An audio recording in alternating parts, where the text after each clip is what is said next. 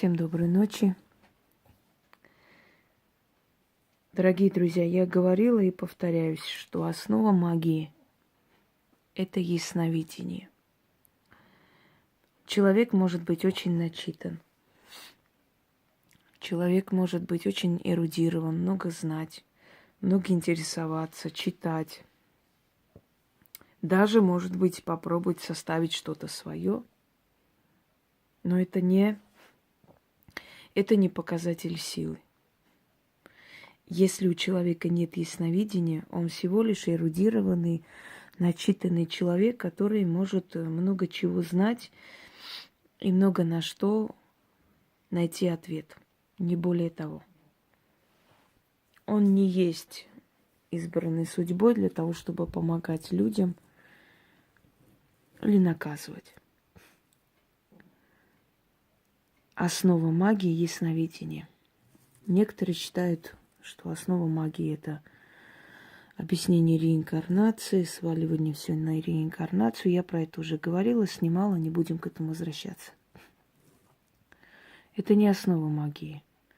Это всего лишь очень хорошая отмазка что-либо сказать, как-нибудь объяснить человеку его неудачи.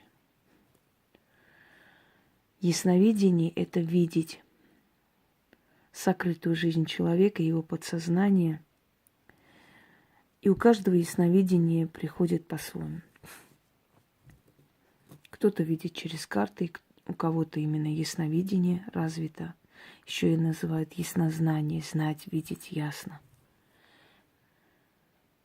Кто-то видит через руны, кто-то смотрит в воду, кто-то смотрит в хрустальный шар. Каждый видит по-своему. Однако это должно соответствовать действительности. Говорить о будущем человеке можно, все что угодно. Будущее сейчас не проверить. Поэтому будущее увидеть и говорить не есть показатель ясновидения. Показатель ясновидения говорит то, что можно проверить, опровергнуть, либо подтвердить. То есть прошлое. События прошлого, еще до рождения человека и во время жизни человека, его чувства, что он хочет, к чему стремится, кого любит, какое у него состояние, его здоровье, его жизненные проблемы.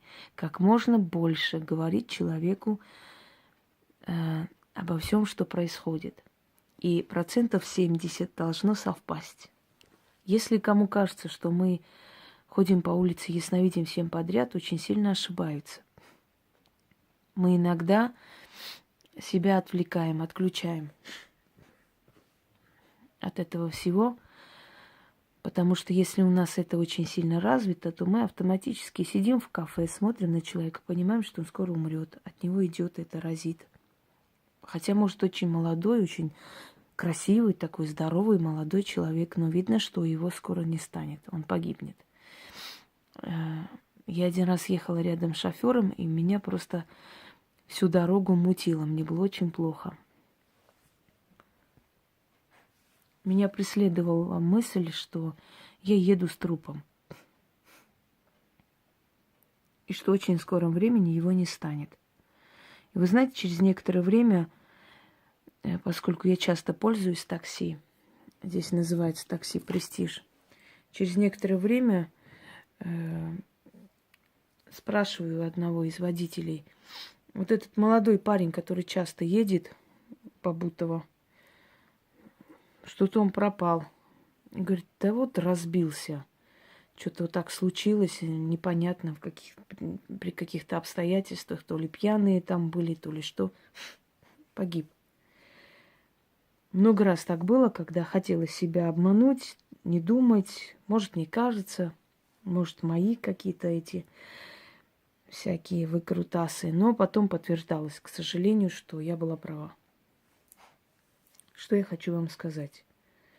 С годами ясновидение особенно усиливается, тем более, если человек теряет некую часть себя и оказывается между миром мертвых и живых, а все видящие люди, сильно ясновидящие люди, как правило, либо слепые, либо полуслепые, либо у них с глазами проблемы.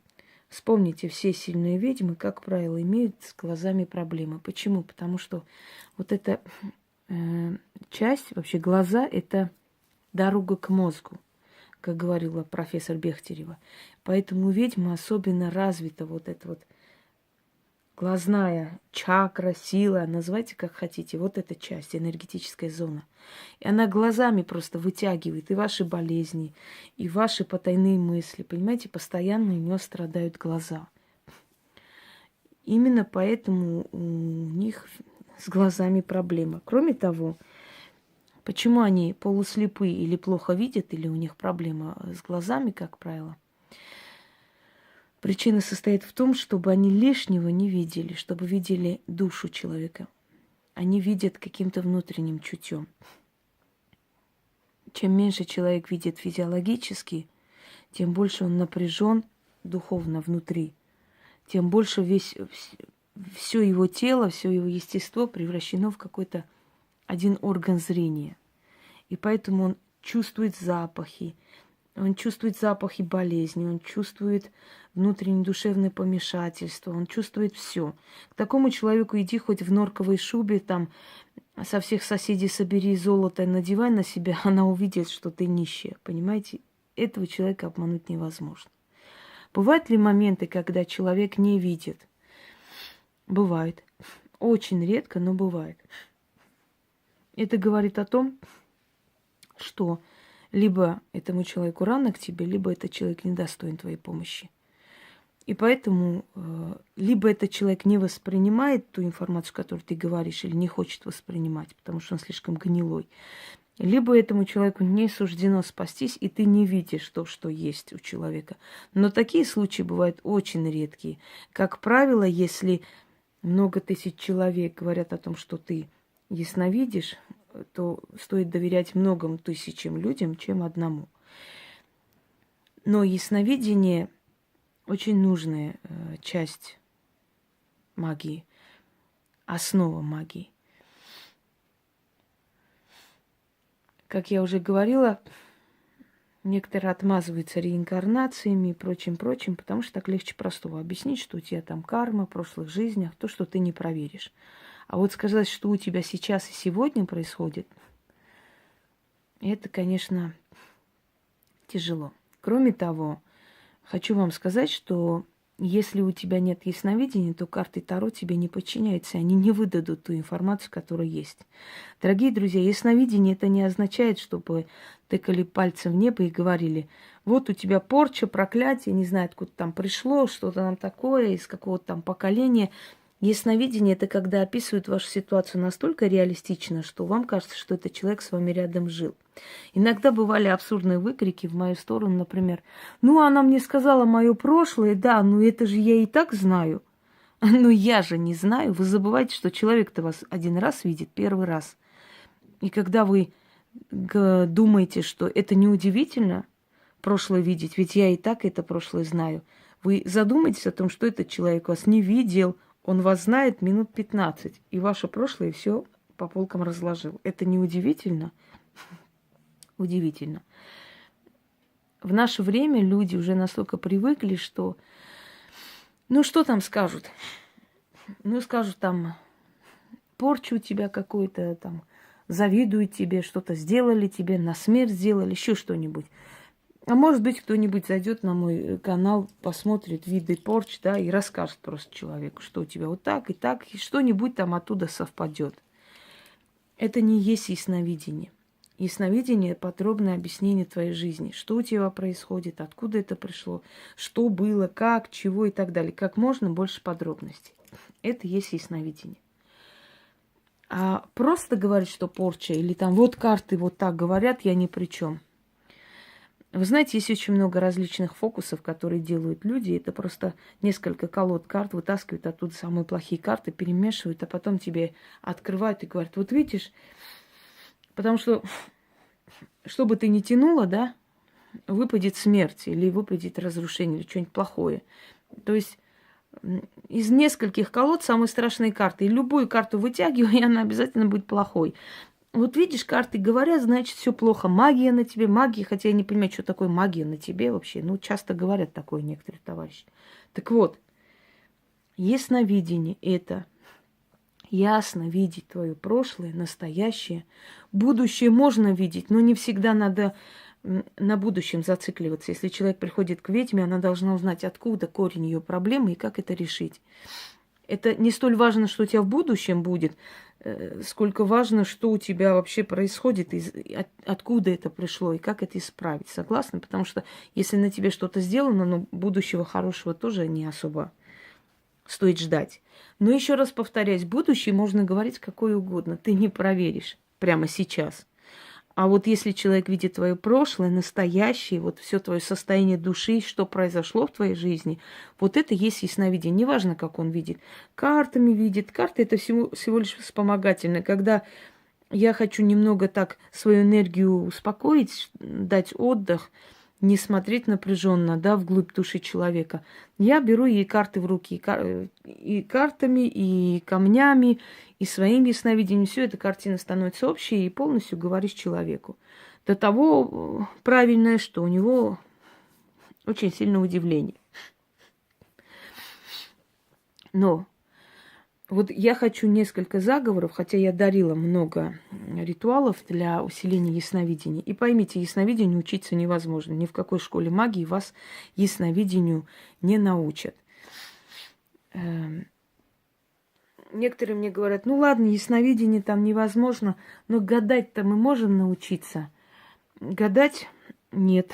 Угадать, да, что-нибудь куда-нибудь попасть, может быть.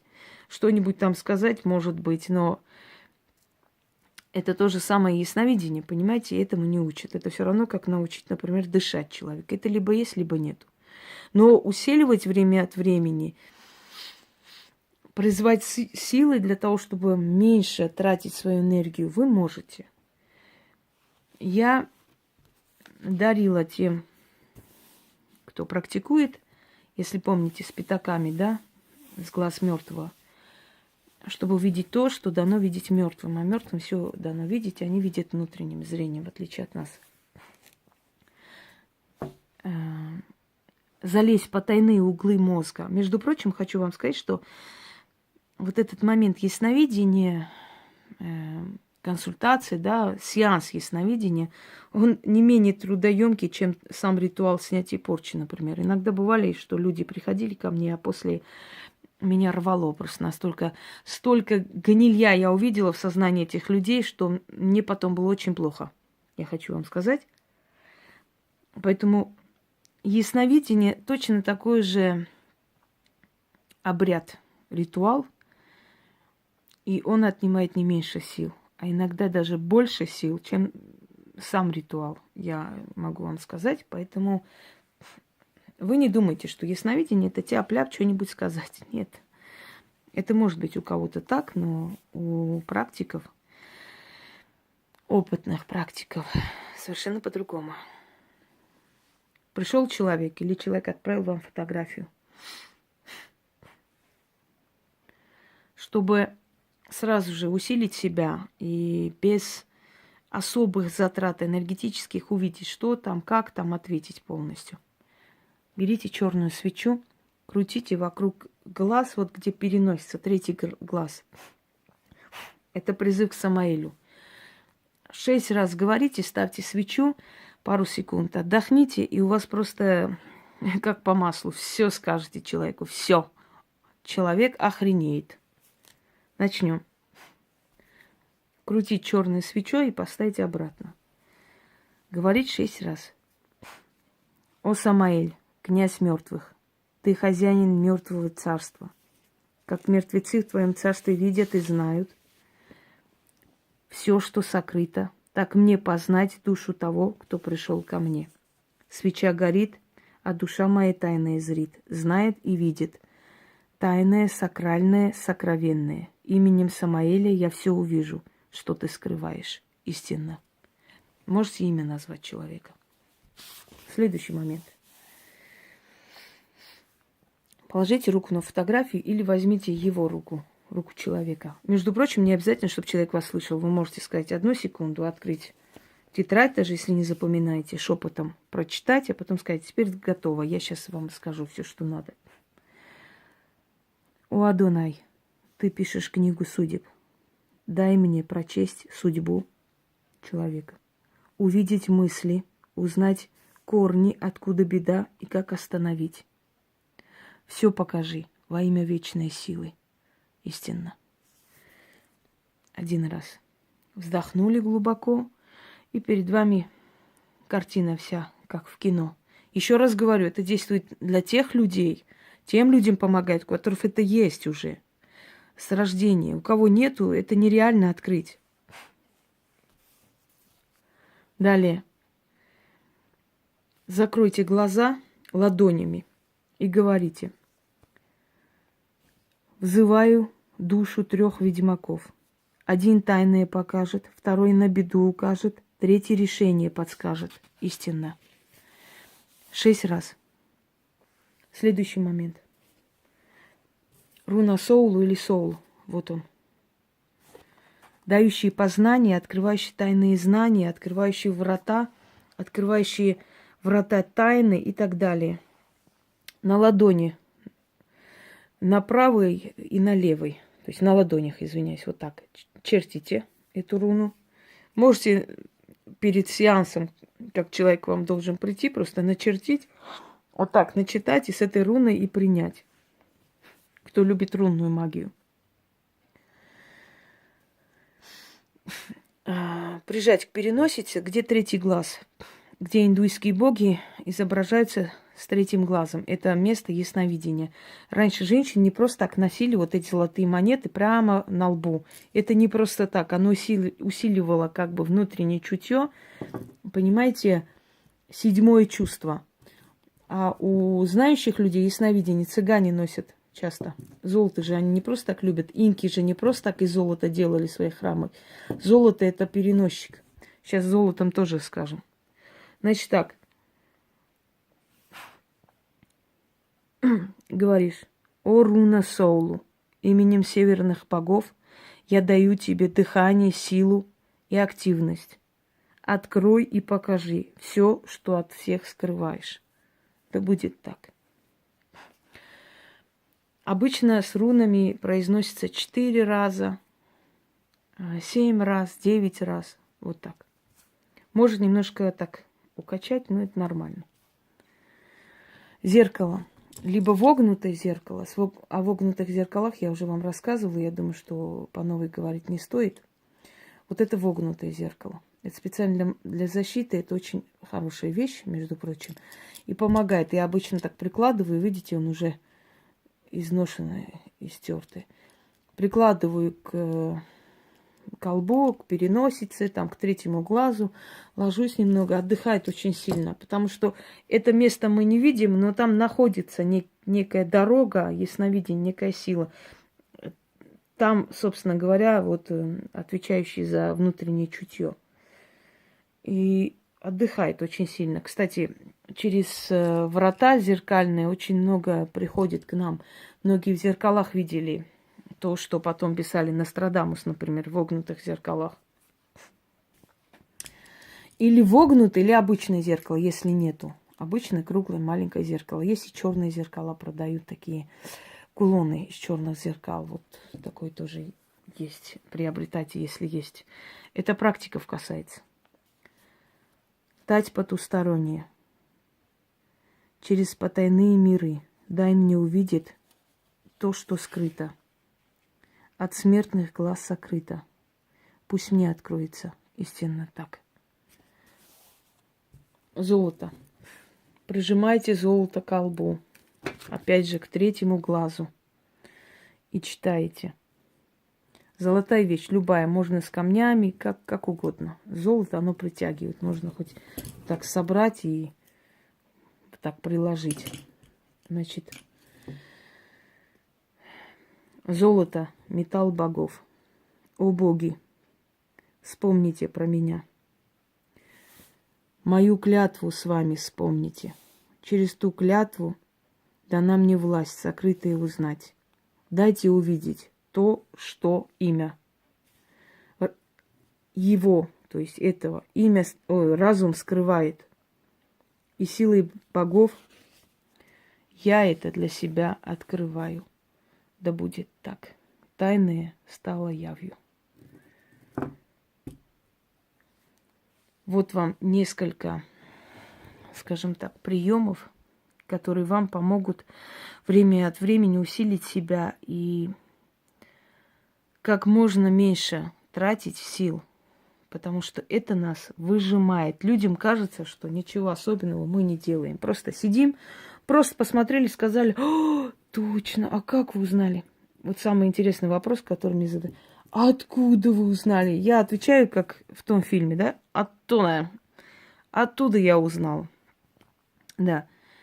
Это настолько нас выжимает, вы даже представить себе не можете, потому что мы лезем в чужую судьбу, сознание, подсознание, а это очень опасно.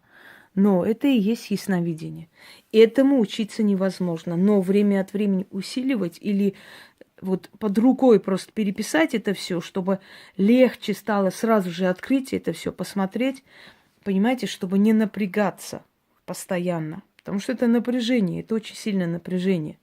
Очень сильно. Иногда после нескольких консультаций я вообще никакая, я выжата. Я говорю, все, я больше никого не хочу, все, я устала.